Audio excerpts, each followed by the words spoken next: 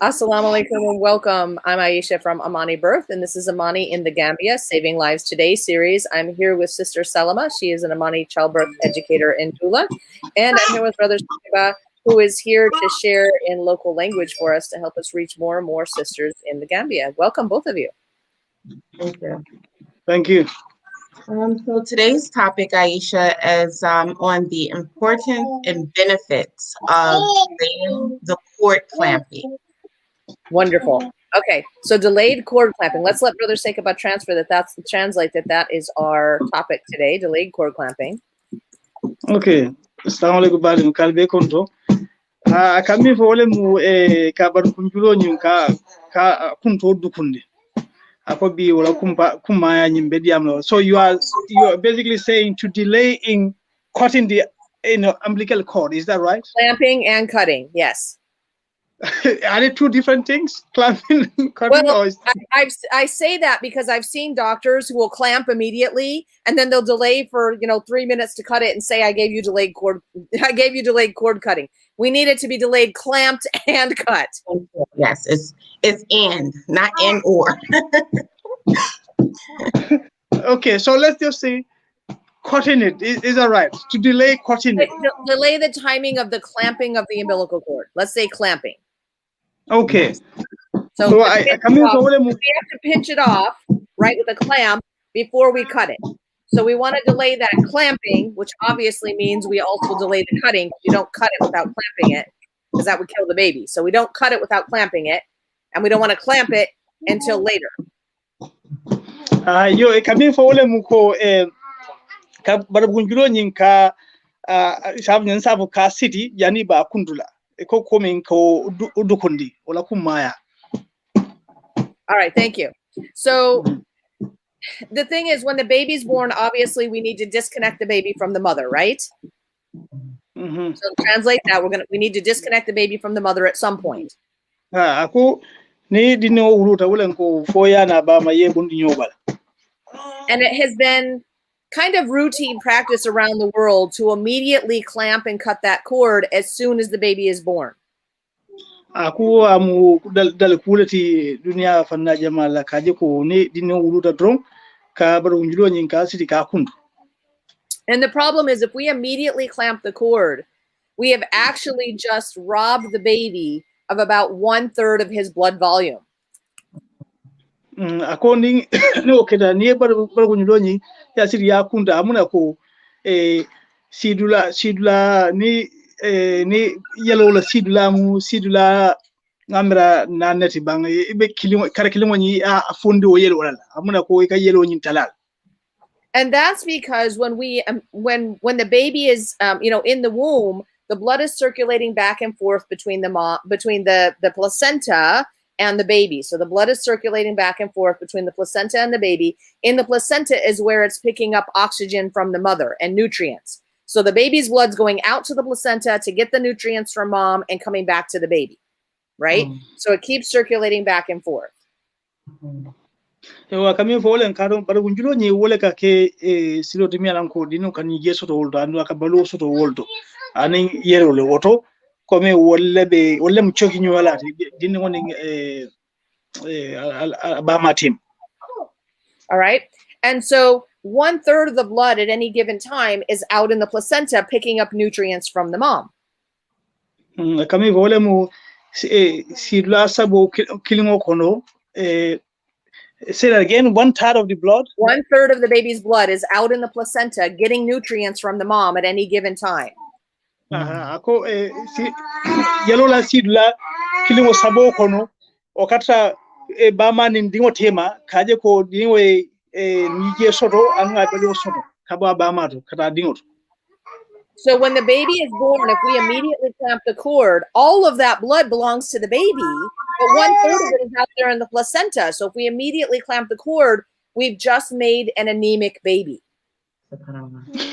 Akamin ko ni barbu julo ni nara kundu tarinke amuna ko yellow mi alan ko wala bo silo ka man fuda dingo la fula amuna ko ikadi no fonde wala amuna ko dingo ni ika ala yellow ni na do anda nyanga yellow mi sotla wala kadasa.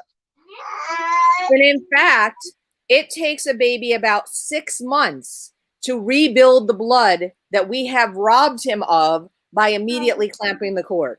Ako akadini wata fo karuworo janing ya bali yelo min na ko yelo nyin ko soto ko tanke ako ko karuworo ta. Okay. And you have to understand that like I said, that's the baby's blood that we're keeping from the baby. Okay. So imagine as a grown man, if I said, give me your arm, brother, let me drain 1/3 of your blood. How do you think you'd feel? Right? Ako ye mira ko ben ani momi ala ko le mukie bati ni kai ko ibulo dinna nge ila yelo sidla kilimo sabo kono ko be gondi balo ko na ko ite be kile nyadi. All right.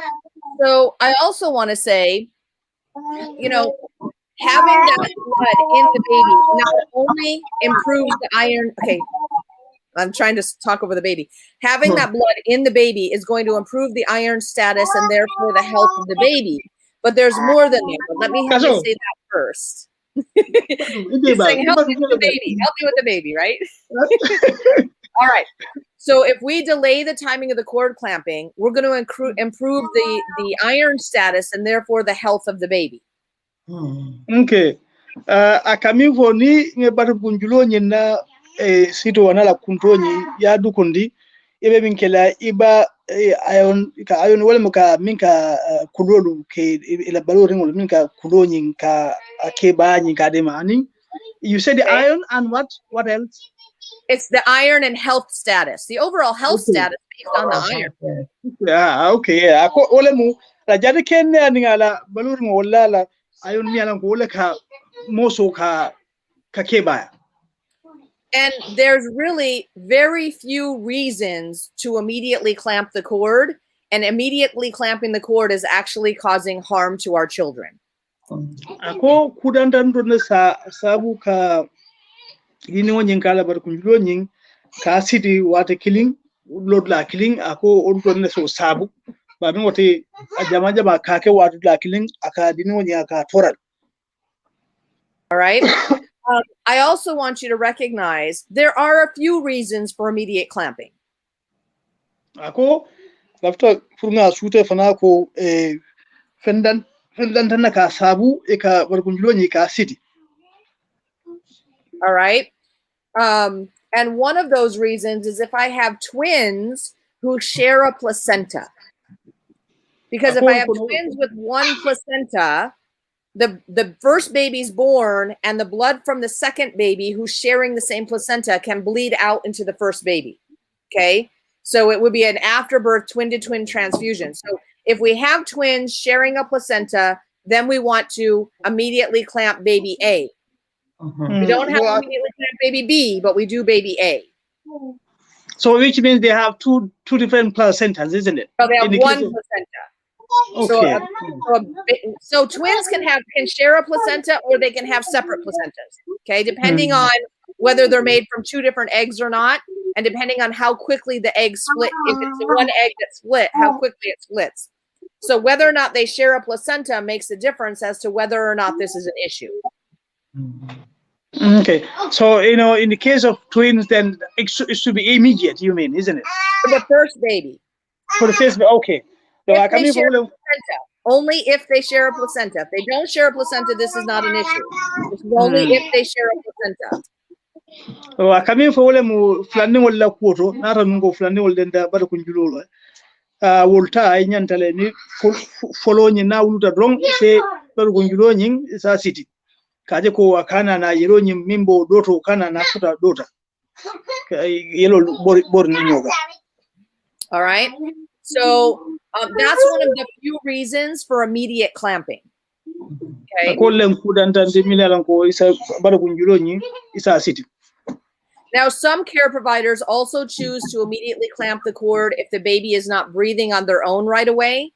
But there's controversy over whether this should be done or not, because realistically, we don't want to cut off the oxygen supply of a baby who's not breathing. It's better if we resuscitate the baby right there between mom's legs but a lot of care providers want to clamp the cord and take the baby away to resuscitate.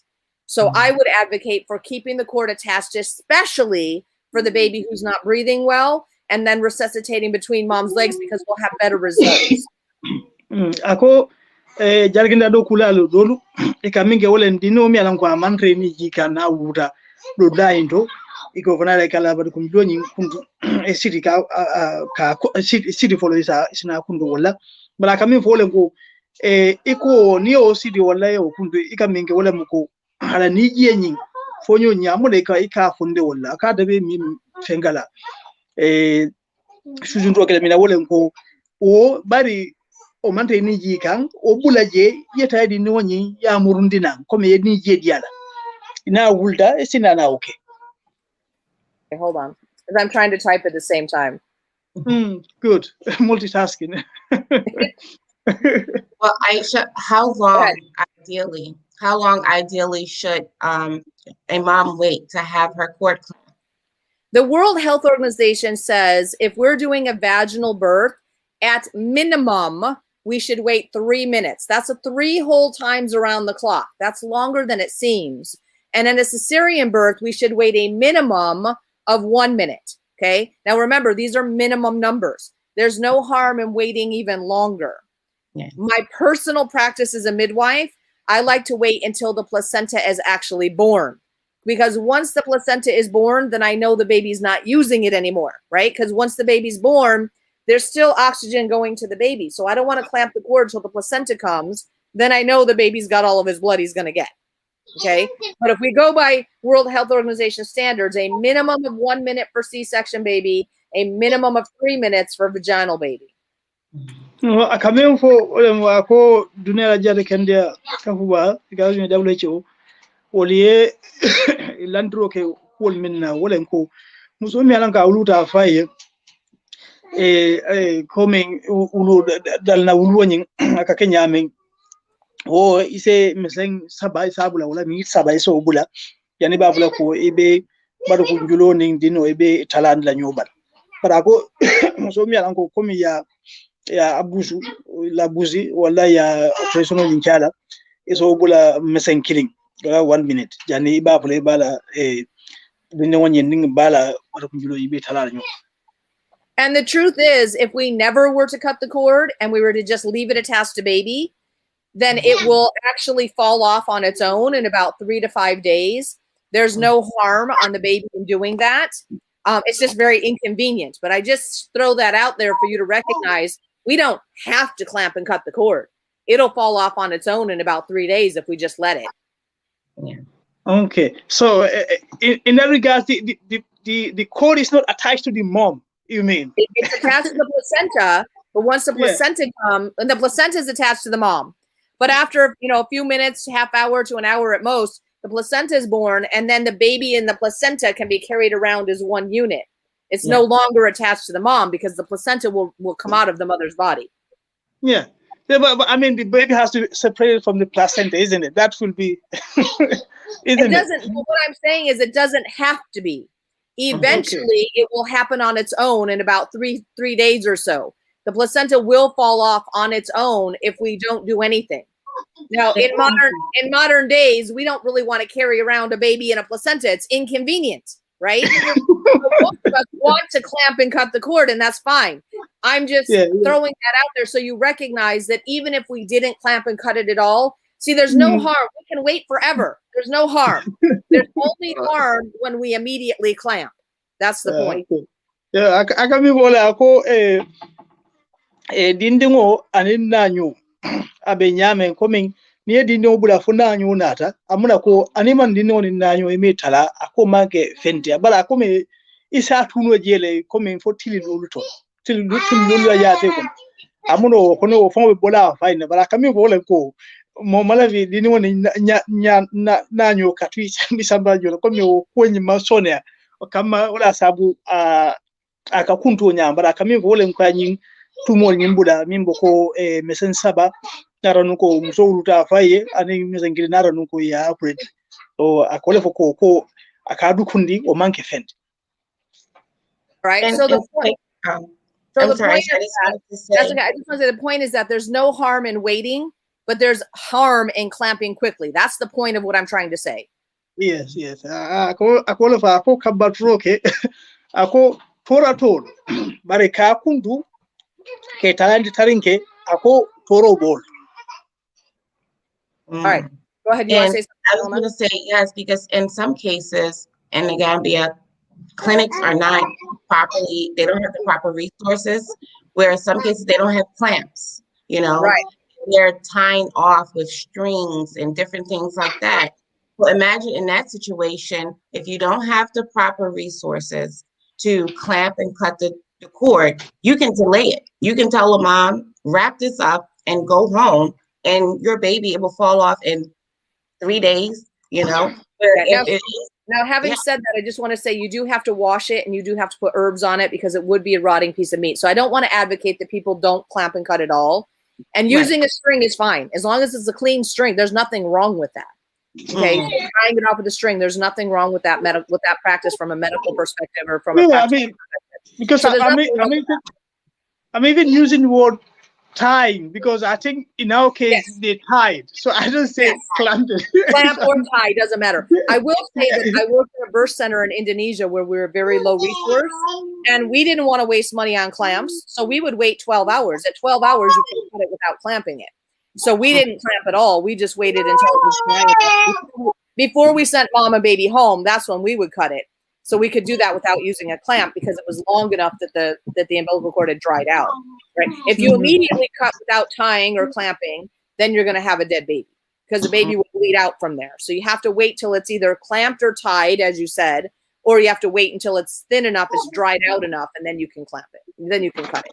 So yeah, you can say tie instead of clamp, and so that doesn't make any difference. There's no bad indication. There's no lesser amount of care because there's no clamps. Tying is fine as long as it's clean.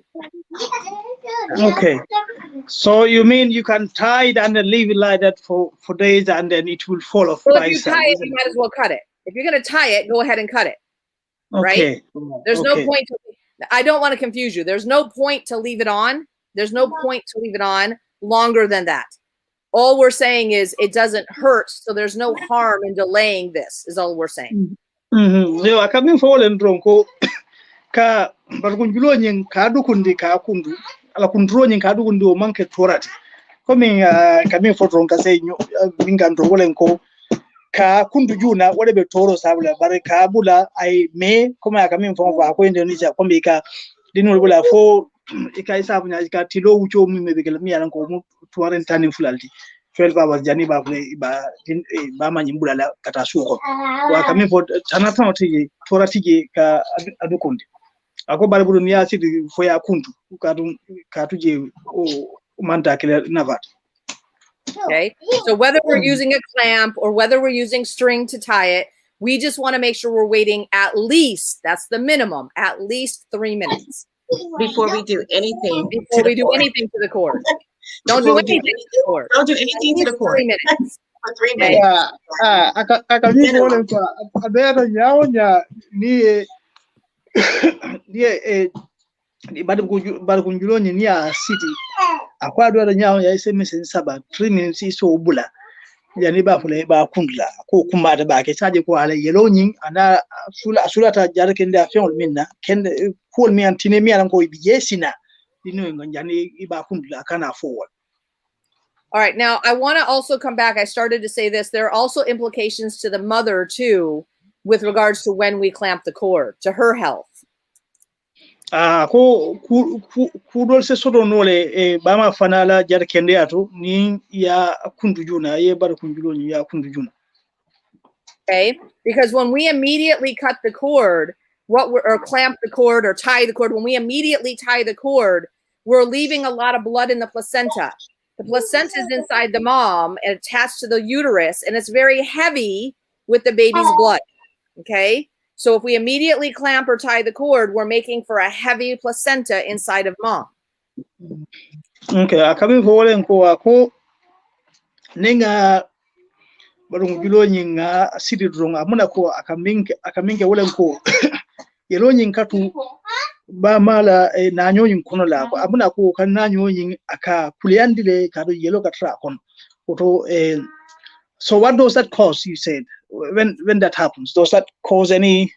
Yes. So here's, I just typed this out. When the placenta is heavy and it comes off the uterine wall, it's more likely to cause excessive bleeding for mom. And we got bleeding problems in Gambia, right? We don't want these women to bleed.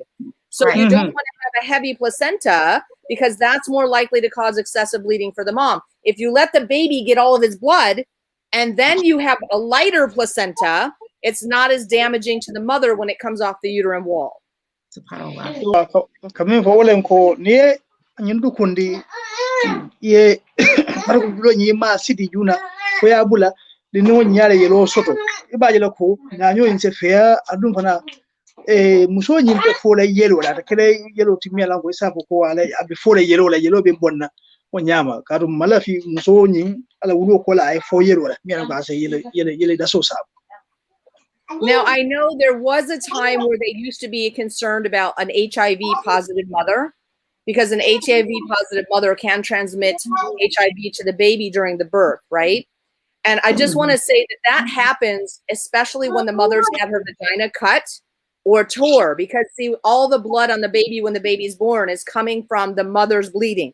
So if we don't cut the mother and we can help her give birth without tearing, there's less likelihood of there being much of mother's blood around to contaminate the baby. It's not about the placental unit because mom's and baby's blood don't mix. So, we used to, you have to cut the cord because the baby might get HIV. The baby's not getting mother's blood. So that's not relevant. What's relevant is whether or not we're cutting her vagina and exposing the baby as he passes through the vagina to her blood. Or we're doing a cesarean section, of course, which causes a lot of blood that exposes the baby. So we really, with HIV moms, we really don't want to do cesarean sections. We don't want to cut the vagina. I don't want to cut the vagina anyway, but we don't want to cut the vagina. But it has nothing to do with timing of cord clamping.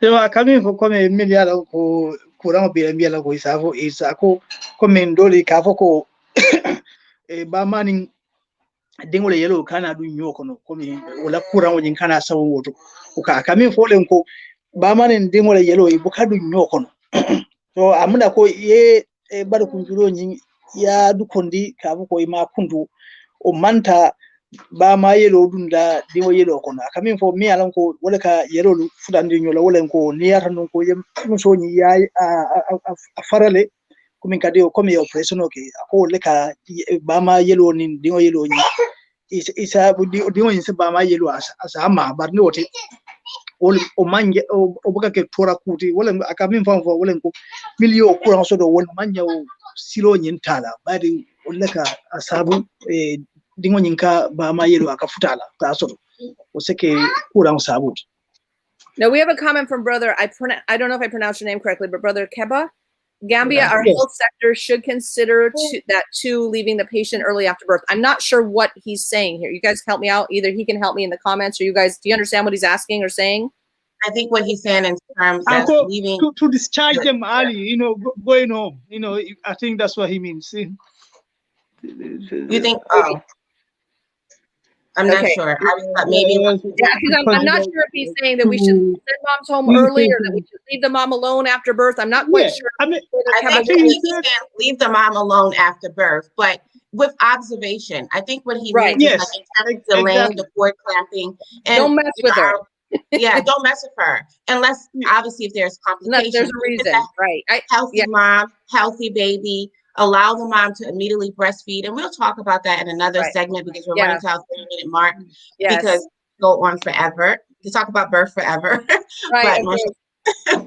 But yes, in that sense, a healthy mom, healthy baby should be left alone. And if we have the timing and the facilities to allot for that, then yes, under observation, never left alone without someone watching over them. Okay. And we have Sister Halima saying maybe we need, is this Wolof? I don't know how to pronounce that. Yeah. One of the popular language in Gambia. So obviously, if you have a Mandinga and Wolof translator, it's good. But my Wolof is not good enough. With this translation, even in Mandinka, it's not easy. Much more Wolof. So I will try to translate Wolof. Okay. So anyone who's willing to translate in Wolof for us, reach out to us. Let her come. If she wants to volunteer, that's great. Tell her if she wants to volunteer, then she can come. Yeah, we have room for 10 people on the screen, so we can add more people. Exactly. So actually, I want to shout out to Halima because she's one of the moms. You come and join. So that's great. Great idea. Talk to Sister Selma offline if you want to come and translate into that language. She's in our WhatsApp, AMANI Birth WhatsApp. Oh, group. good. So Good. Now, speaking of which, we've got, like I said, from the last weeks, we've got about 10 or 12 people that have signed up for more information about the childbirth educator and doula training for Gambians. So continue to promote that, Selma, because we want to get a lot of sisters involved in that so that we can bring this training. Great. It's great. I mean, as you said, I will agree with her, but I'm not qualified to translate. No problem. You're doing great in whatever language you're doing. I like what you're doing, so we can add another. I am translated in Mandinka, so this is Mandinka I'm speaking, but I mean, all of this, so, great. Yeah, it would benefit others too to have it in Wolof as well. Yeah, absolutely. Absolutely. But in terms of maybe we should have transcripts in different languages. Maybe that would be helpful if we did. She says she can volunteer vis-a-vis. Okay, great. So bring her on. We can talk to Sister Selma. So make sure you guys request your free book online if you would like, and that's for anyone. They can ask for that free book. Also, like and share this video, and like and share the page. The more sisters that we can reach, the more lives we can save in the Gambia, inshallah, and around the world. As you said, we're coming up to our 30-minute mark. We like to keep these to about 15 minutes, but there's so much to say about birth, we just can't do it. Right, I know. And I just want to say to the moms out there who are listening, to pregnant moms or family members of pregnant moms, family members of health professionals, nurses, doctors who work in the, maternal health, please share this information with them. Get this information out to them, share it.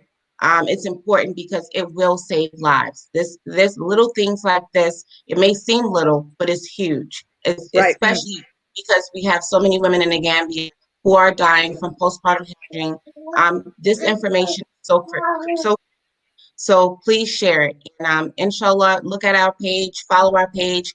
We are trying to get a class just for Gambian so we can focus more on Gambian topics that are, more pertinent to the Gambia. So please, if you know anyone who's willing to sponsor students, reach out to us because, we have people who are interested, but obviously there is a need for resources. So if you're looking to help everything from internet to textbooks to actually, even though they're reduced, even class fees. So, alhamdulillah. And you can actually help save a life by getting someone educated. Alhamdulillah. They're adding more to the list now. They said, they're adding more. You're adding more languages. Great. So obviously, I think it's great. I mean, the only thing it might be, you might do it in tons, then that will work. Because if you have two people translating, that is going to double your time. But obviously, maybe, for instance, it's Mandinka this week. Next week could be Wolof, and then the following could be maybe we can do Hula. that. So if you have Hula, at least these three languages in Gambia, you'll cover pretty much every area. I think maybe we should have like a Mandinka hour and a Wolof hour, or not hour, but exactly.